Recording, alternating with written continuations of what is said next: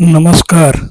दिल्लीहून देहरादूनला रात्री 9:15ला पोचल्यानंतर आम्ही हॉटेल विष्णुलोक रेल्वे स्थानकाच्या बाजूलाच असल्याकारणाने आम्ही तेथे अगोदरच बुकिंग करून घेतलं होतं. 1500 रुपये 3 बेड ऑक्युपन्सी या दराप्रमाणे आम्ही तिथे राहिलो. आणि पहिलं आजचं ठिकाण आहे आमचं माइंड रोलिंग मॉनेस्ट्री.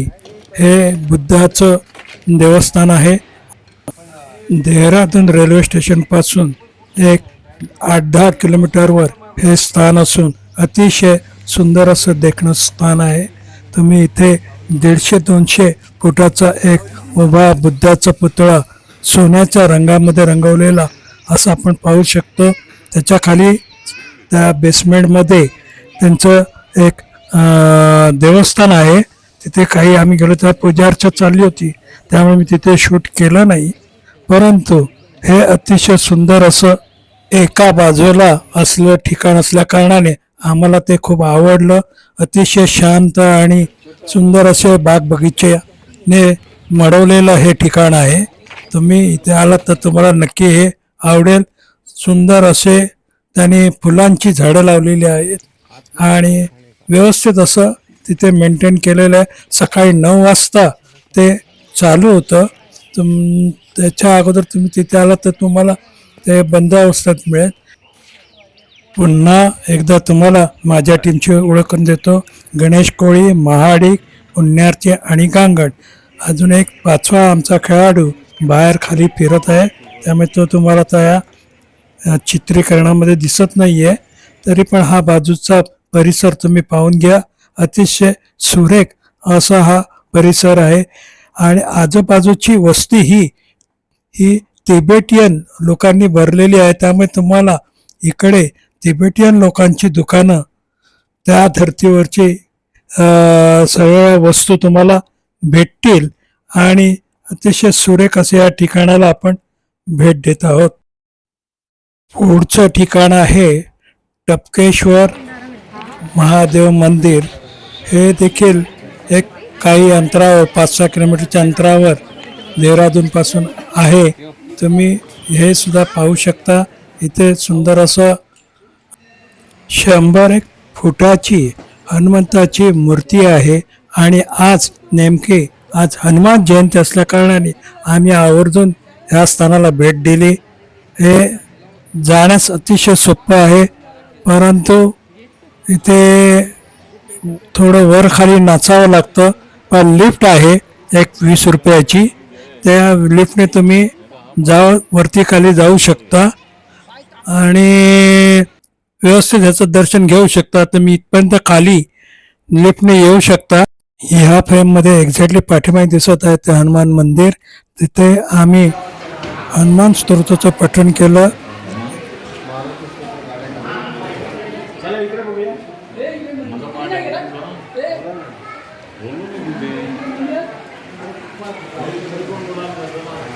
आला गेला मनोगती मनासी टाकिले मागे गतीसी तुळना नसे अणुपासूनी ब्रह्मांडा एवढा होत जातसे तयाची तुळना कैची ब्रह्मांडी पाहता नसे आरक्त देखिले डोळा रासिले सूर्यमंडळा वाढता वाढता वाढे भेदिले शून्य मंडळा धनधान्य पशुवृद्धी पुत्र पौत्र समग्रही पावती रूप विद्यादी स्तोत्र पाठे करूनिया.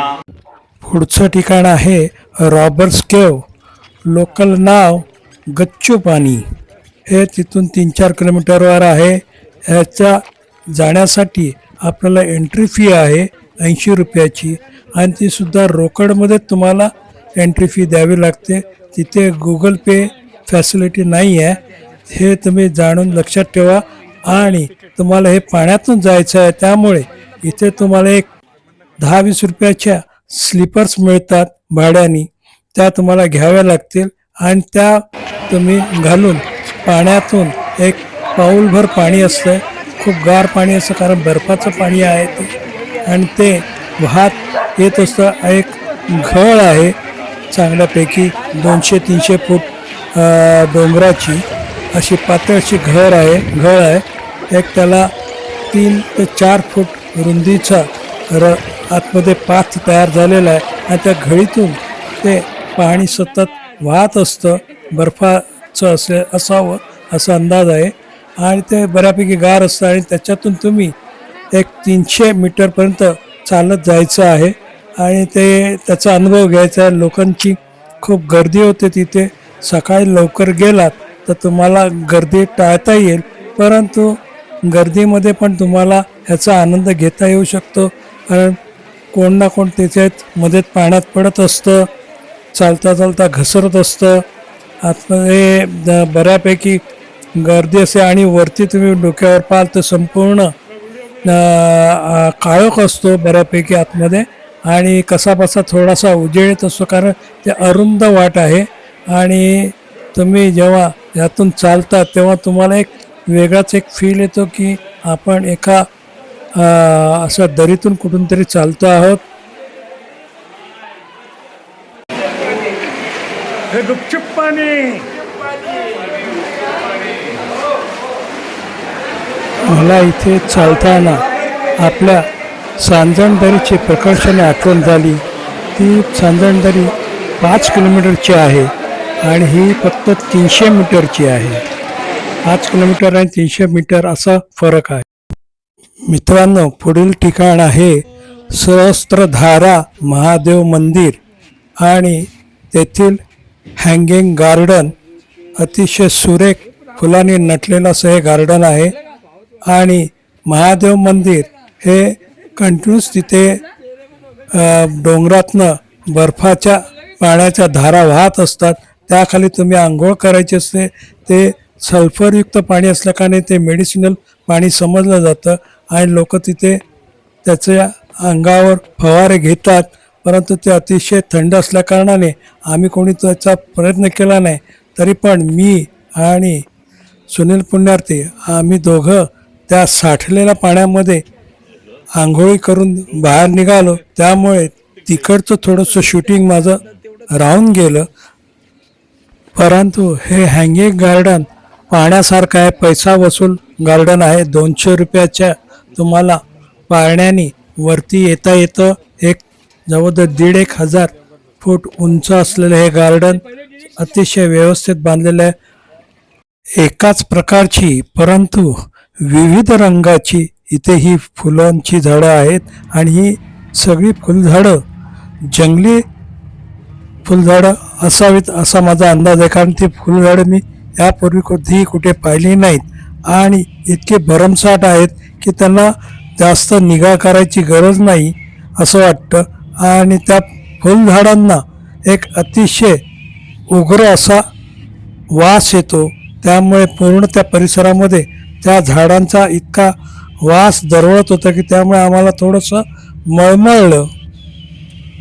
परंतु झोपाळ्यात बसून वरती जाण्याची जी मजा आहे ती ह्या इथे घेता आली आणि खाली हे सहस्त्रधारा मंदिराचा परिसर आम्हाला वरतून पाहता आला. अतिशय विलोभनीय दृश्य होतं आणि वरती जाताना सीट भरेल तसा प्रमाणे तो झोपाळा थांबत थांबत वरती आम्हाला नेत होता.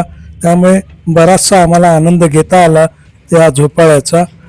अतिशय व्यवस्थित त्याने मेंटेन केलेला आहे, पाहण्यासारखं आहे. आणि या ठिकाणाला तुम्ही आवर्जून संध्याकाळची भेट द्या.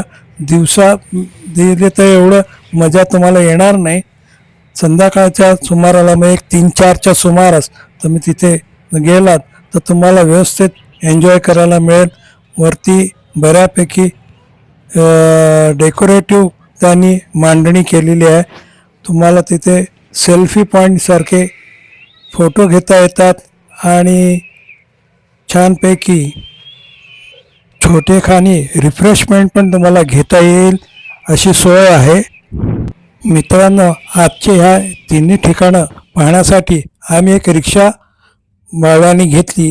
तिला 2500 रुपये दर ठरवून आम्ही 6 जण त्यात व्यवस्थितपणे मावत होतो आणि आम्हाला त्यांनी छानपैकी व्यवस्थित अगदी अजिबात कंटाळा न करता संपूर्ण फिरवलेलं आहे. वरती लहान मुलांसाठी खेळण्यासाठी छोट्या छोट्या गोष्टी ठेवलेल्या आहेत. एक साईबाबाचं पण मंदिर वरती बनवलेलं आहे. तुम्ही त्याचं पण दर्शन घेऊ शकता.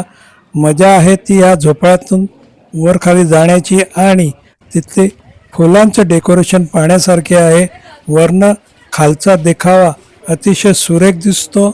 तुम्ही त्याचा छानपैकी लाभ घेऊ शकाल आणि खूप सारे सेल्फी पॉईंट आहेत. फोटोग्राफी करण्यासाठी छान जागा आहेत. तुम्ही तिथे छानपैकी फोटोग्राफी करू शकता. हे साईबाबा मंदिर तुम्ही पाहतात समोर आणि ते मला दिसत आहे ते शंकराचं मंदिर आहे. आम्ही तिथपर्यंत काही गेलो नाही, परंतु आम्ही ह्या सगळे फुलांचे जेवढे होते झाडं ती व्यवस्थित पाहिली. वरनं खालचे देखावे पाहिले. सेल्फी पॉईंटवर आम्ही आमचे छानपैकी फोटो काढून घेतले आणि एकंदरीत हा छान असा आमचा आजचा दिवस गेला. मित्रांनो, ह्या संपूर्ण टूरसाठी आम्ही 6-7 दिवसाची प्रोव्हिजन केलेली होती. त्याप्रमाणे आम्ही इकडे देहरादून हा 1 दिवसासाठी ठेवला होता. यात फक्त राहिलं ते आमचं FRI नावाचं ठिकाण म्हणजे फॉरेस्ट रिसर्च इन्स्टिट्यूट. हे ते काहीतरी रिपेअरिंग वर्क चालू असल्याकारणाने आम्ही तिकडे जाऊ शकलो नाही. आता आम्ही अवश्य ते पाहणार होतो. तर त्याच्यामध्ये पाहण्यासारखी विटांची लांबलचक गिनीज बुक्स ऑफ रेकॉर्डमध्ये नोंद केलेली बिल्डिंग आपल्याला पाहावयास मिळते. त्यामुळे तुम्ही आवर्जून ते ठिकाण तिकडे नक्की पहा. आम्हाला पाहता आलं नाही आणि देहरादूनमध्ये तुम्हाला हा 1 दिवसाचा तुम्ही व्यवस्थित सगळा कार्यक्रम आटपू शकता. विष्णू लोक हे हॉटेल अतिशय सोयीचं. स्टेशनवरून अवघ्या 5 मिनिटावर तुम्ही चालत जाऊ शकता बॅगांसहित. कुठलाही हमाल लावायची गरज नाही आणि तिथे त्यांचा सकाळी नाश्ता उत्तम मिळतो आणि तिथे तुम्ही बाहेरचं जेवण मात्र तुम्ही आणू शकत नाही. नॉनव्हेजला प्रोहिबिटेड आहे. हॉटेलचा सगळा स्टाफ कोऑपरेटिव्ह आहे.